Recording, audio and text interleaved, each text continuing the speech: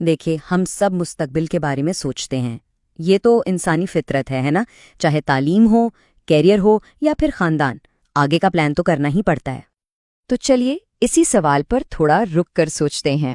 جب بھی بڑھاپے کی پلاننگ کی بات آتی ہے تو فوراً ذہن میں کیا آتا ہے؟ پیسہ، پینشن، بچت، مالی تحفظ، یہی سب ٹھیک ہے نا؟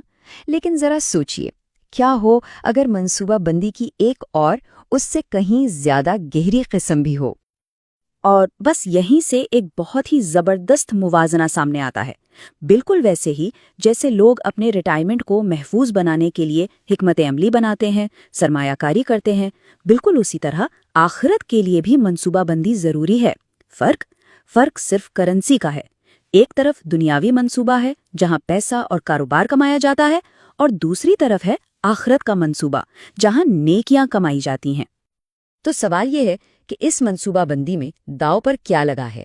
دیکھیے، بڑھاپے میں تنگ دستی یا تکلیف کا خیال ہی کتنا خوفناک ہے، لیکن یہاں جو بات سمجھائی جا رہی ہے وہ یہ ہے کہ روحانی طور پر دیوالیہ ہو جانے کے نتائج اس سے کہیں زیادہ سنگین ہیں۔ تو پھر انجام کیا ہوگا؟ بالکل صاف لفظوں میں بتایا گیا ہے کہ اگر کسی کا روحانی توازن منفی میں چلا جائے، یعنی گناہ نیکیوں سے زیادہ ہو جائیں، تو انجام جہنم ہے۔ اور یہی وہ بات ہے جو اس پورے موضوع کو اتنا ضروری بنا دیتی ہے۔ اچھا، تو اس روحانی بینک اکاؤنٹ میں پھر جمع کیا کرنا ہے؟ وہ کون سا اثاثہ ہے جس کی ضرورت ہے؟ چلیے اب آخرت کی اس کرنسی کو سمجھتے ہیں۔ یہ کرنسی ہے نیکی، یعنی اچھے اعمال۔ بس یہی وہ واحد دولت ہے، وہ واحد کرنسی ہے جو حتمی حساب کتاب میں گنی جائے گی۔ پیسہ، جائیداد، حیثیت، یہ سب کچھ پیچھے رہ جائے گا۔ اب یہاں ایک بہت ہی دلچسپ فرق بتایا جا رہا ہے۔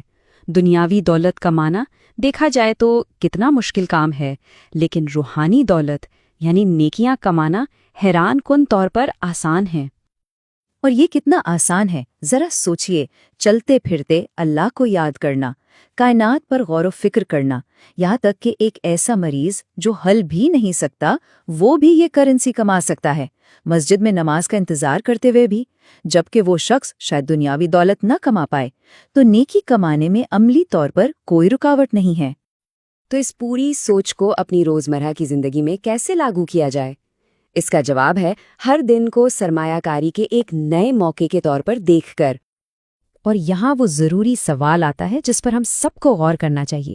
جب دن ختم ہوتا ہے اور ہمارا ذاتی کھاتا، ہماری بیلنس شیٹ بند ہوتی ہے، تو حتمی توازن کیا ہے؟ نفع یا نقصان؟ دیکھیے، یہ روزانہ کی اوسط کا تصور ہے۔ اگر روز ہر ایک دن گناہ نیکیوں سے زیادہ ہو رہے ہیں، یعنی کھاتا نقصان میں جا رہا ہے، تو ظاہر ہے کہ جب زندگی کا کھاتا بند ہوگا تو حتمی نتیجہ بھی نقصان ہی دکھائے گا۔ تو پھر اس روزانہ کے نقصان سے بچ کر نفع میں کیسے آیا جائے؟ اس کے لیے ایک فعال ذہنیت کی ضرورت ہے۔ سب سے پہلے دن شروع ہی اس پکے ارادے سے کیا جائے کہ آج نیکیاں کمانی ہیں۔ پھر کوئی بھی موقع چاہے کتنا ہی چھوٹا کیوں نہ ہو، اس کو ہاتھ سے نہیں جانے دینا۔ ہر نیکی کی قدر کو سمجھنا ضروری ہے۔ چلیے اب آتے ہیں اس کہانی کے عروج پر، وہ حتمی دن جب پوری زندگی کا نہ بدلنے والا حساب کتاب کیا جائے گا۔ تو حتمی فیصلے کا پہلا ممکنہ نتیجہ کیا ہے؟ یہ کہ کسی کا نیکیوں کا پلڑا اس کے گناہوں سے بھاری ہو جائے۔ اور اس روحانی نفع کا انعام؟ اس کا انعام ہے ایک ایسی زندگی جس میں صرف خوشی اور اطمینان ہے۔ لیکن اس کا ایک دوسرا بالکل الٹ انجام بھی ہے، اور وہ تب ہوتا ہے جب گناہوں کا پلڑا بھاری نکلتا ہے۔ اس انجام کے لیے حاویہ کی اصطلاح استعمال ہوئی ہے۔ یہ اس زندگی کا آخری ٹھکانہ ہے جو روحانی طور پر مکمل نقصان میں گزاری گئی ہو۔ تو اس ساری بات کا خلاصہ کیا ہے؟ وہ ذہنیت کیا ہے جو اپنانی ہے؟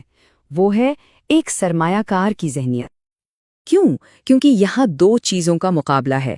ایک طرف یہ زندگی جو عارضی ہے، بہت مختصر ہے، اور دوسری طرف آخرت جو ہمیشہ ہمیشہ کے لیے ہے۔ تو پھر ہماری سرمایہ کاری کی ترجیحات کیا ہونی چاہیے؟ یہ فرق بالکل صاف ہے۔ پیغام بالکل واضح ہے۔ جس طرح سے لوگ اپنے بینک بیلنس کو لے کے فکر مند رہتے ہیں، اس کی ہر تفصیل کا خیال رکھتے ہیں، بالکل وہی بلکہ اس سے بھی زیادہ فکر اپنے نیکیوں کے بیلنس کے لیے ہونی چاہیے۔ تو بس آخر میں یہ ایک سوال ہے جس پر ہم سب کو سوچنا ہے۔ آج جب دن ختم ہوگا اور کھاتا بند ہوگا تو بیلنس شیٹ میں نفع ہوگا یا نقصان؟